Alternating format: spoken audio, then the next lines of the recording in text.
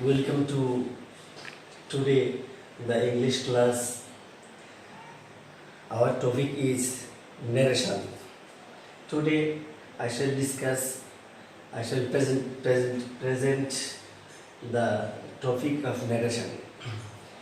সুস্বাগতম সুপ্রিয় শিক্ষার্থীরা, আশা করি তোমরা ভালো আছো। আমি আল্লাহর রহমতে ভালো আছি। আজকে আমরা যে টপিক নিয়ে আলোচনা করব সেটা হচ্ছে এসএসসি, এইচএসসি এবং 6 থেকে এইচএসসি পর্যন্ত প্রতিটা ক্লাসেই ন্যারেশন আছে। প্রত্যেকটা ক্লাসের স্টুডেন্টদের আজকে এই ন্যারেশনের মাধ্যমে, এই ক্লাসের মাধ্যমে আশা করি অনেক উপকৃত হবা। পাশাপাশি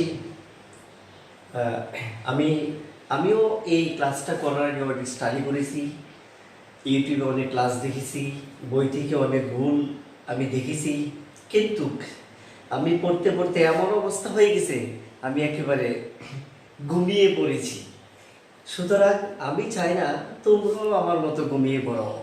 এজন্য আজকে সহজ পদ্ধতিতে একেবারে শর্টকাট কিছু টেকনিক আমি দেব, যেটা তোমরা পড়লে অথবা যেটা তোমরা ইউজ করলে কখনো কোনো দিন আমি আশা করি ন্যারেশন বলবে না।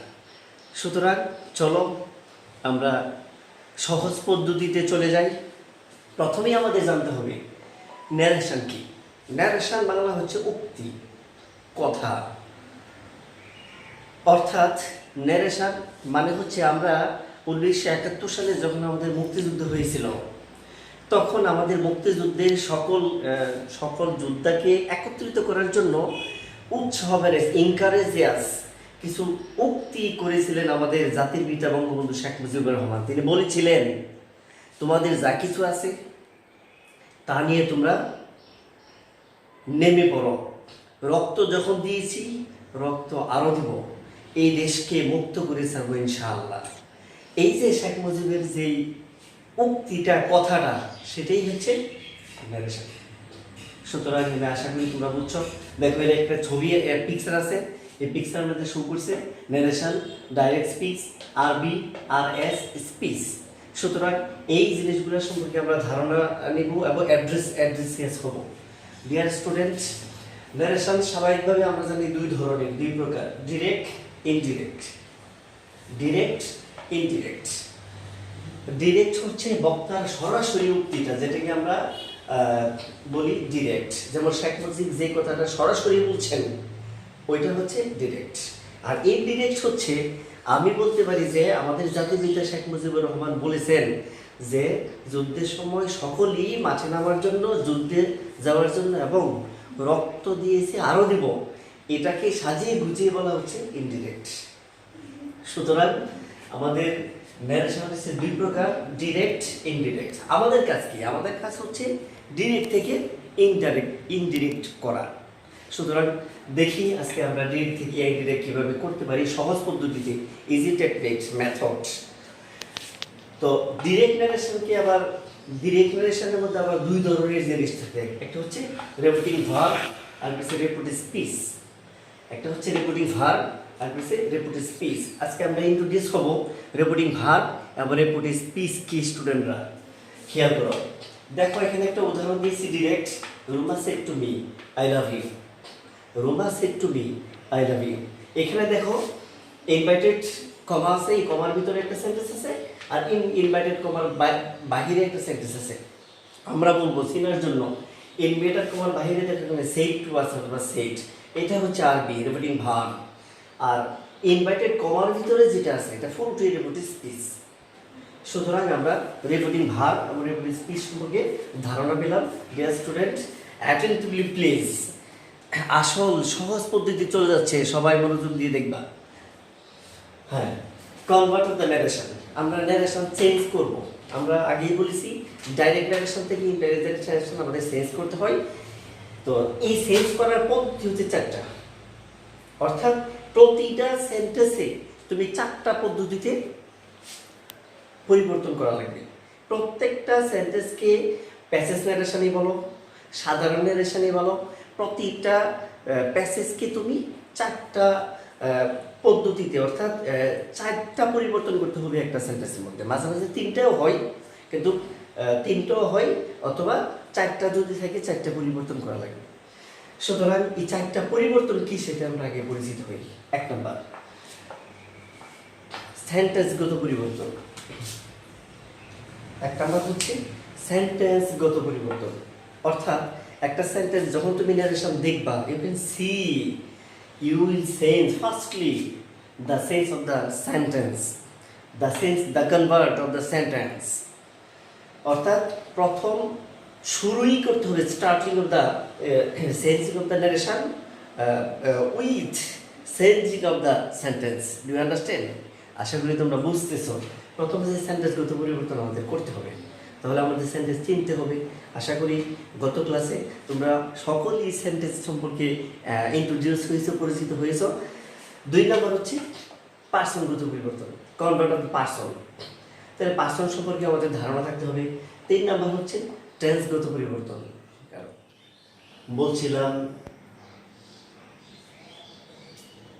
ডিরেক্ট থেকে ইনডিরেক্ট করতে হলে আমাদের 4টা কাজ করতে হবে, অর্থাৎ একটা সেন্টেন্সের মধ্যে 4টা পরিবর্তন করতে হবে। 1 নম্বর হচ্ছে সেন্টেন্সগত পরিবর্তন, the sense of the sentence, সেন্টেন্সগত পরিবর্তন, কনভার্ট অফ দ্য সেন্টেন্স। তো সেন্টেন্সগত পরিবর্তন আমরা বই বা বিভিন্ন জায়গায় তোমরা রুল দেখলে দেখবা এমন অবস্থা যে রুলের শেষ নেই, পরে সেগুলা বোঝা সম্ভব না। এই জন্য আমরা একটা শর্টকাট টেকনিক ব্যবহার করেছি, যেটা যদি তোমরা মনে রাখতে পারো তাহলে আমি শিওর তোমরা কখনো নারেশন ভুলবে না, আশা করি। আচ্ছা দেখো, আমরা জানি রেপোর্টিং আরবি, রেপোর্টিং ভার্ব, এটার মধ্যে সেট টু অথবা সেইস থাকে। যদি রেপোর্টিং ভার্বে তোমরা সেট টু দেখো ডিয়ার স্টুডেন্টরা, তাহলে তোমরা সেট টু এর পরিবর্তন করবা। এটাকে বলা হয় সেন্টেন্সগত পরিবর্তন। দেখো, direct, direct, indirect, direct, indirect. যদি ডিরেক্ট ন্যারেশনের আরবি সেট টু থাকে, অ্যাসার্টিভ সেন্টেন্স হয়, অর্থাৎ সেট টু যদি থাকে তাহলে ইনভার্টেড কমার যে সেন্টেন্সটা সেটা যদি অ্যাসার্টিভ সেন্টেন্স হয়, অর্থাৎ আমরা আগের ক্লাসে বলেছিলাম অ্যাসার্টিভ সেন্টেন্স যে সেন্টেন্স সাবজেক্ট, ভার্ব এবং অবজেক্ট দিয়ে হয়, তাহলে আমরা সেট টু এর পরিবর্তে শুধু টোল্ড লিখব। প্লিজ অ্যাটেন্টিভলি স্টুডেন্টরা, তোমরা কি করবা? সেট টু এর পরিবর্তে টোল্ড লিখবা। সেজ যদি থাকে তার পরিবর্তে টেল লিখবা। মনে থাকবে? অবশ্যই মনে থাকবে। তাহলে আমাদের অ্যাসার্টিভ সেন্টেন্স যদি হয় রেপুটেড স্পিচ আর এস, তাহলে আমরা সেট টু এর পরিবর্তে কি লিখব? টোল্ড অথবা টেল। ইনভার্টেড কমা এর পরিবর্তে কি লিখব? দ্যাট। তাহলে অ্যাসার্টিভ সেন্টেন্সের বেলায় স্টুডেন্টরা তোমরা মনে রাখবা যে সেট টু এর পরিবর্তে আমরা লিখব টোল্ড অথবা টেল, আর মাঝখানে অর্থাৎ ইনভার্টেড কমা উঠিয়ে আমরা লিখব দ্যাট। সিম্পল। এর চেয়ে সহজ কি হতে পারে? আমি আশা করি তোমরা বুঝবা। তারপরে যাও interrogative sentence. Dear students, you know that interrogative sentence is the W S question, অর্থাৎ ইন্টারোগেটিভ সেন্টেন্স হচ্ছে যে সেন্টেন্সের প্রথমে ডব্লিউএস থাকে অথবা হেল্পিং ভার্ব দিয়ে শুরু হয়। আমি তোমাদেরকে আগে বলছিলাম। তাছাড়া ইন্টারোগেটিভ সেন্টেন্সের মধ্যে আমরা প্রশ্নবোধক চিহ্ন থাকে, তোমরা এটা চিনতে হবে। ইন্টারোগেটিভ সেন্টেন্স যদি হয় তাহলে সেট টু এর পরিবর্তে কি পরিবর্তন করবা? আস্কড করতে পারবা। শুধু সেট টু এর পরিবর্তে আস্কড লিখবা, একদম সিম্পল। এবং আগে আমরা বলছিলাম অ্যাসার্টিভ সেন্টেন্সের বেলায় দ্যাট, কিন্তু ইন্টারোগেটিভ সেন্টেন্সের বেলায় ডব্লিউএস কোয়েশ্চন। ডিয়ার স্টুডেন্টরা, ডব্লিউএস কোয়েশ্চন বলা হয় 9টা শব্দকে, যেমন হোয়াট, হোয়াই, হোয়ার, হুইচ, এইরকম ডব্লিউ দিয়ে আছে 8টা, এবং হাউ একটা হচ্ছে এইচ দিয়ে হচ্ছে একটা, মোট 9টা শব্দকে বলা হয় ডব্লিউএস কোয়েশ্চন। এগুলো যদি কোনো সেন্টেন্সের মধ্যে থাকে তাহলে এটাই থাকবে, এগুলাই থাকবে, এগুলো কোনো পরিবর্তন হবে না। আর যদি হেল্পিং ভার্ব দিয়ে কোনো সেন্টেন্স শুরু হয় আর এটা ইন্টারোগেটিভ সেন্টেন্স হয়, তখন আমরা কি দিব? ইনভার্টেড কমা উঠিয়ে ইফ। তাহলে আমরা সিম্পল আমরা এক নজরে বলতে পারি অ্যাসার্টিভ সেন্টেন্সের বেলায় সেট টু এর পরিবর্তে আমরা কি লিখব? টোল্ড, মাঝখানে ইনভার্টেড কমা উঠিয়ে দ্যাট। ইন্টারোগেটিভের বেলায় সেট টু এর পরিবর্তে আস্কড, ইনভ্যালিড কমা উঠিয়ে ডব্লিউ স্কোয়ার সল অথবা ইফ, আশা করি মনে থাকবে। তারপরে হচ্ছে ইম্পারেটিভ সেন্টেন্স। ডিয়ার স্টুডেন্ট, তোমরা চিনো ইম্পারেটিভ সেন্টেন্স কি দিয়ে শুরু হয়? ইম্পারেটিভ সেন্টেন্স দুইটা জিনিস দিয়ে শুরু হয়, একটা হচ্ছে ভার্ব আর একটা হচ্ছে লেট। সুতরাং যদি ইম্পারেটিভ সেন্টেন্স হয় এখানে একটু পরিবর্তন আসে।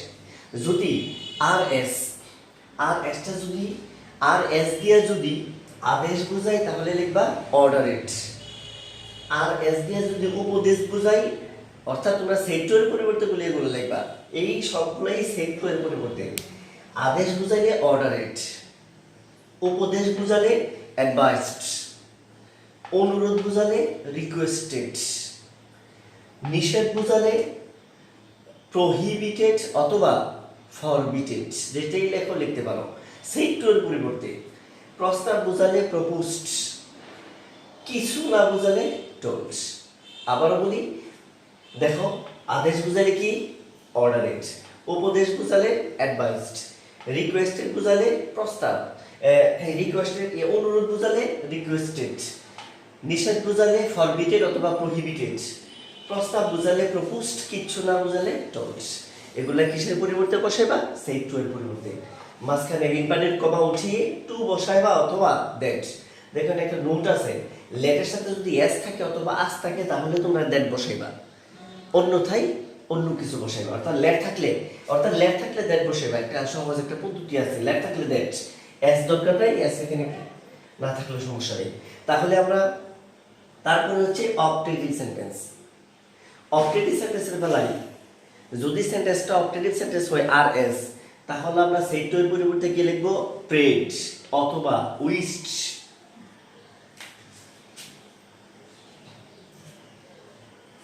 প্রেড অথবা উইশড। অবজেক্টিভ সেন্টেন্স যদি হয় তাহলে আমরা সেক্টরের পরিবর্তে প্রেড অথবা উইশড। আমরা ইনভার্টেড কমা উঠিয়ে কি দিব? দ্যাট।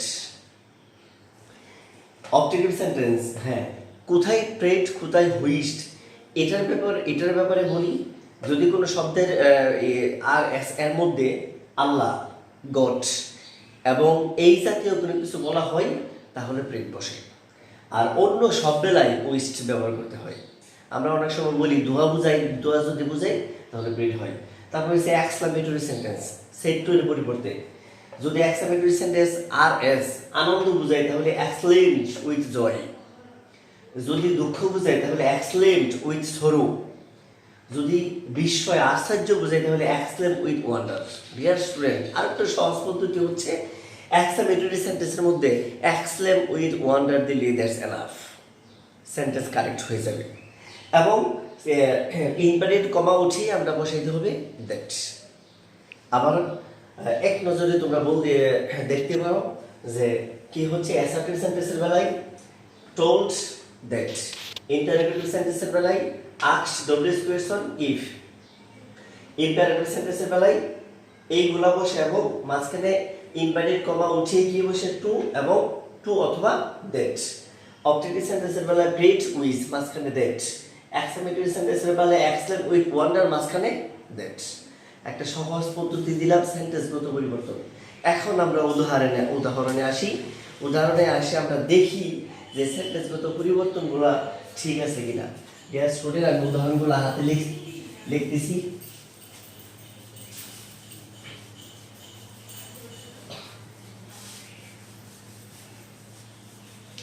দেখো,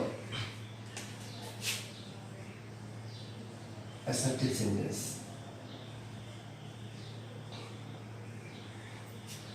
Assertive sentence. Roma said to me.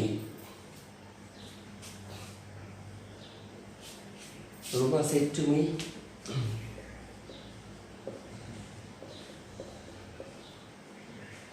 I am happy. Dear students, লক্ষ্য করবে আমরা যেটা বলছিলাম আর এস রেপুটেড স্পিচ কি সেন্টেন্স আমাদের বলছিলাম সেন্টেন্সগুলোর পরিবর্তন। রেপুটেড স্পিচ হচ্ছে অ্যাসার্টিভ সেন্টেন্স। যদি রেপুটেড স্পিচ অ্যাসার্টিভ সেন্টেন্স হয় আমরা বলছিলাম সেট টু এর পরিবর্তন করবা। এখানে দেখো সেট টু আছে, এটার পরিবর্তে আমরা ওইখানে কি লিখছিলাম? অ্যাসার্টিভ সেন্টেন্স হলে সেট টু এর পরিবর্তন হবে told. told me inverted comma উঠিয়ে আমরা কি লিখতে হবে দ্যাট এতটুকু পরিবর্তন তোমাদেরকে আমি বলছিলাম দেখা হয়েছে কিনা তারপরে বাকি পরিবর্তন অন্য পরিবর্তন সেগুলা পরবর্তী ক্লাসে বোঝানোর পরে তোমরা বুঝতে পারবে তাহলে এখানে সেন্টেন্সগত পরিবর্তন এই সেন্টেন্সটার মধ্যে সেন্টেন্সগত কি পরিবর্তন হয়েছে সেট টু সেট টু এর পরিবর্তে আমরা কি লিখছি টোল্ড ইনভার্টেড কমার পরিবর্তে কি লিখছি দ্যাট এটাই সেন্টেন্সগত পরিবর্তন তারপরে যাও ইন্টারোগেটিভ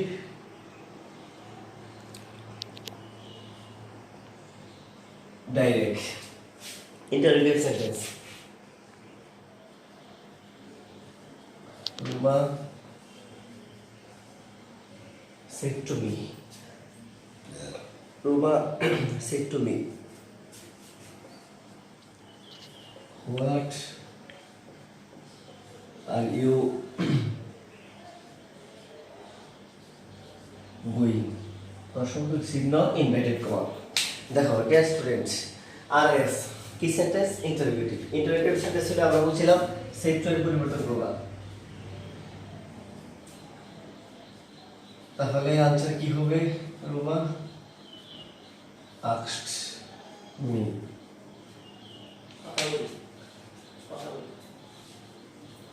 রোমা asked me সেন্টেন্সের পরিবর্তে কি হয়েছে asked কেন হলো সেন্টেন্সটা ইন্টারোগেটিভ হওয়ার কারণে তারপর আমরা বলছিলাম ইনভার্টেড কমা উঠিয়ে সেখানে ডব্লিউএস কোয়েশ্চন থাকলে ডব্লিউএস কোয়েশ্চন অন্যথায় এই বসাতে হয়